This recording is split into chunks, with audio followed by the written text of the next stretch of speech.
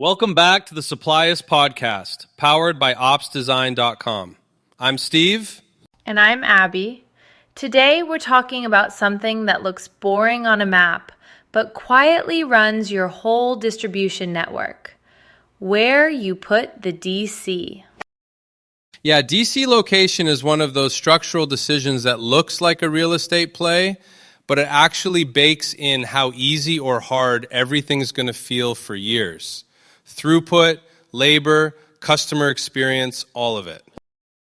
When you say structural, you mean like the rules of the game are set before the first box moves?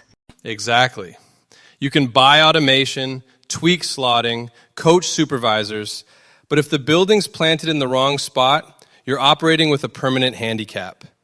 If it's in the right spot, you get this quiet tailwind on almost every metric without doing anything flashy. Let's start with throughput. People usually think we need more equipment, more speed, more tech. But geography sneaks into that conversation too, right?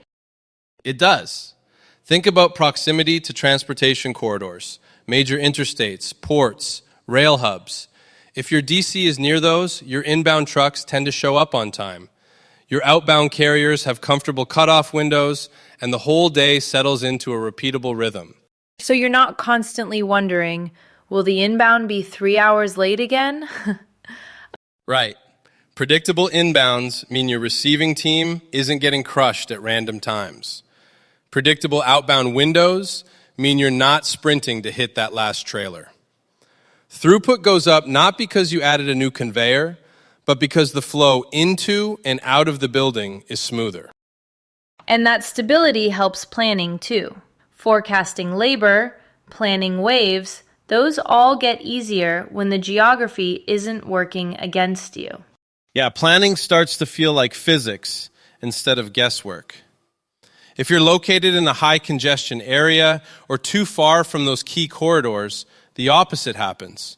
Traffic patterns and tight carrier cutoffs dictate your reality.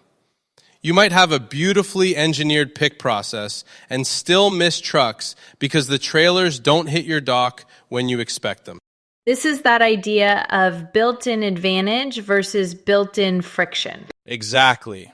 A good location bakes in advantages, smoother cadence, more forgiving schedules, less firefighting.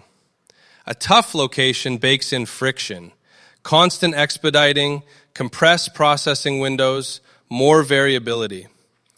You can optimize locally, better training, better layouts, all that. But you're always fighting the map. So even if you squeeze every bit of efficiency out of the four walls, you automate, you reslot, you change standards, there's a ceiling set by geography. That's the uncomfortable part.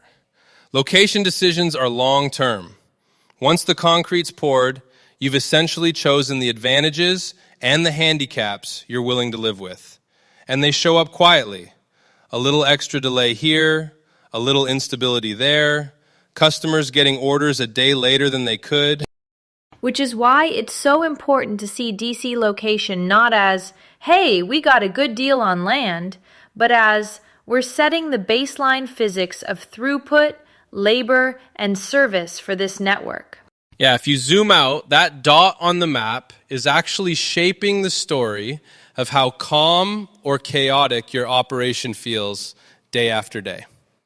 To learn more about how DC location impacts throughput, labor, and customer service, visit opsdesign.com. Thanks, Steve. We will see you next time on the Supplyist Podcast.